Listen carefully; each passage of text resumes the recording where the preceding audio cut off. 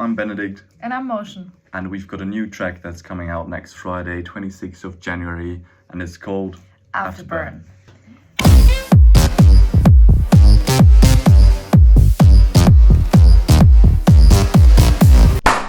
Good day everyone.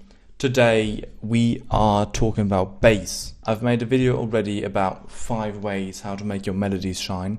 Today we're going to talk about 5 ways how you're going to make your bass hit hard as fuck, alright? I'm just going to make a bass real quick, just like a short plucky house bass, I would say. And then we're ready to beef it up a bit, if you know what I mean. I'm just going to make this from scratch because it's, I don't know why exactly. We're going to use the Iconess kick and a filter envelope. Just like a simple bass, you know. Make it a bit wider maybe. This could be nice. Maybe a sub. A bit of movement maybe with this envelope. I actually like the preset. I'm going to save it for future projects. Always do that.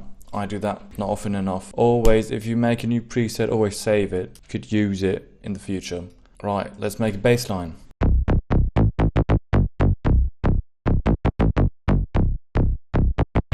Bum dum dum ba ba ba bum bum. But I want this to be not as tight, a bit more flowy, you know? Right, we have a bass line, maybe a kick for that. Right, now you got your bass line. Obviously, we'll put some sidechain on this. This bass line is actually sick. Might make a track out of it. Leave a comment if you want to hear that track. The first thing is pretty obvious, but important nonetheless. Just layering the sounds or more basses. It's a bit similar to my last video on melodies, but layering is always the right answer for everything, at least in my opinion. We'll take another preset, but now maybe a sub bass. Now we have more of that low end that really punches, but we'll put that on another track, on another mixer track right here. And here it's really important to differentiate between sub and like mid bass. In the sub bass I always cut out the highs. In my mid bass I cut out the lows. I actually watched a masterclass from Mo Falk, very talented future house producer, and he talked about bass layering, especially for basses. And he said that you need like a sub that's really mono-ish. I'm going to do that right now.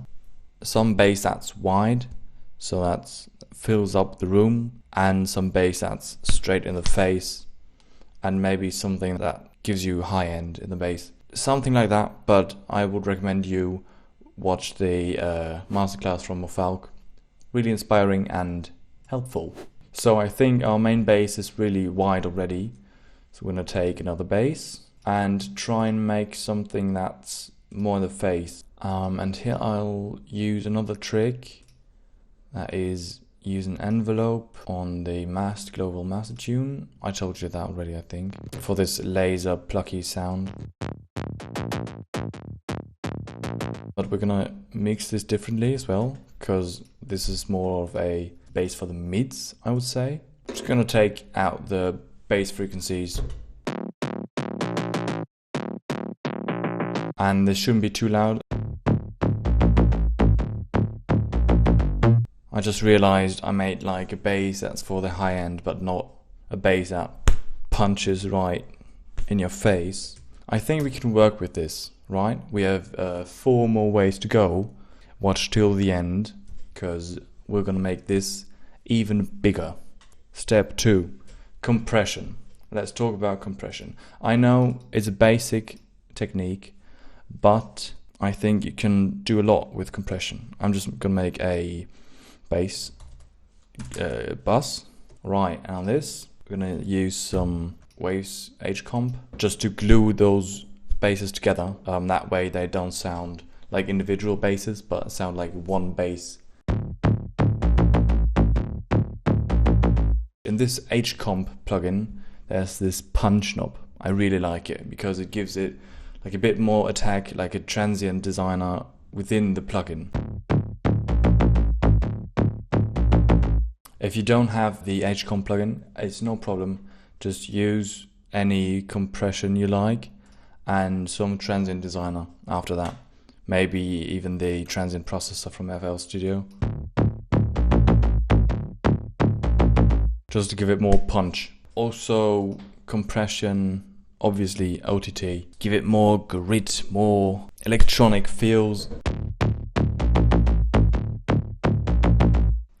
And then I like R-Bass. This is from Waves as well, Renaissance Bass. It's a psychoacoustic trick, I think, where this plugin adds harmonics above the bass that feel like there's a deeper note being played. So hit the bass harder, especially on small speakers where you can't hear the low frequencies. And then this plugin comes in and you feel like you can hear them because it adds these harmonics. Really cool. And with this frequency slider, you can say from where these harmonics are being stacked above the bass. Speaking of harmonics, yo, that transition. Step 3 or point 3 is distortion.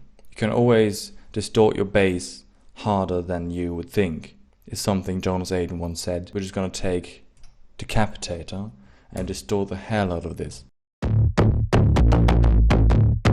It sounds really aggressive, but in the mix it could work. You gotta try that out, and more often than you'd think, this works actually. Another plugin that works other than Decapitator is Radiator.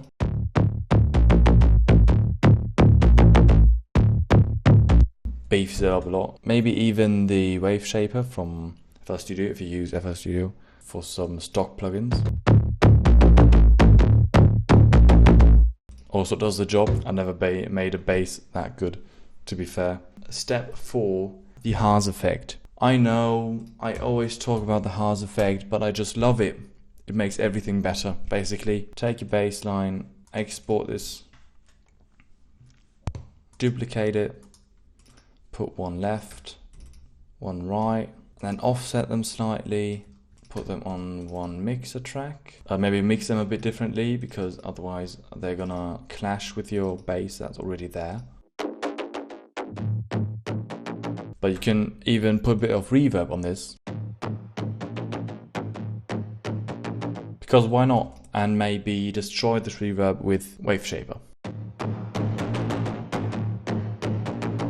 Now we have the bass line. And with the other two layers from the Haas Effect, I explained the Haas Effect in the last video about melodies. You can check this out here. It's just subtle with Haas.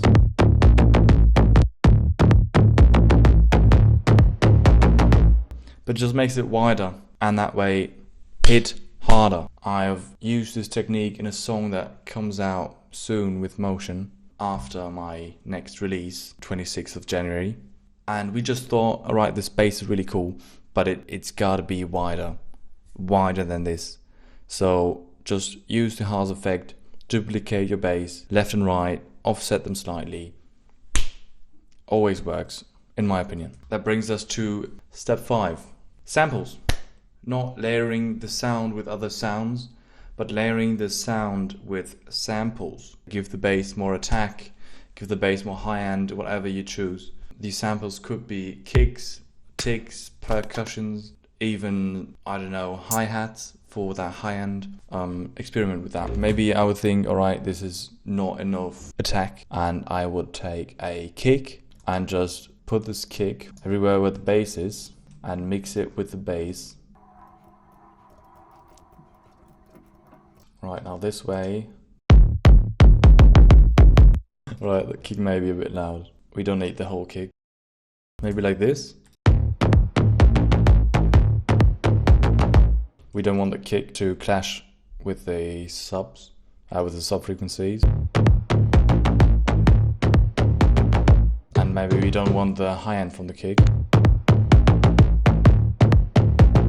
We can layer the bass with everything we want, basically. What else could this need? A sample, like a melody sample or something.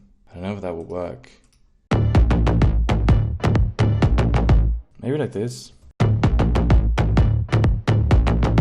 Maybe we can design this to be some sort of texture or ear candy around the bass. So maybe vocal synth. Make this more electronic with a short delay.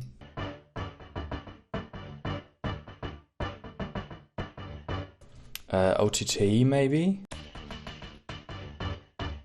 Maybe a bit more OTT, maybe more OTTs.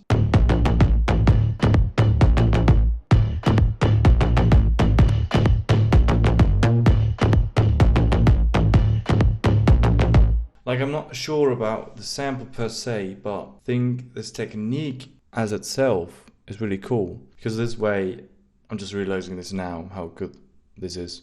How creative I am as a person. No, but this way you can give your bass or any sound basically more character just by dropping any sample in and layering it with your bass. You would listen to the song and be like, what's this inside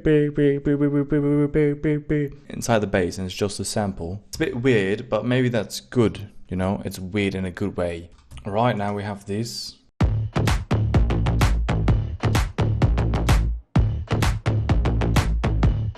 It's really aggressive, but I like it. I like aggressiveness.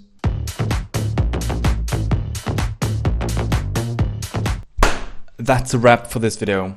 I hope there's something you've learned today, or something you can take with you in your own projects to implement and try out and have fun with. Alright, tell me in the comments more video ideas, like, subscribe, the whole shit, and I wish you all the best for 2024. I'll see you next Friday. No, nothing more to say. Goodbye.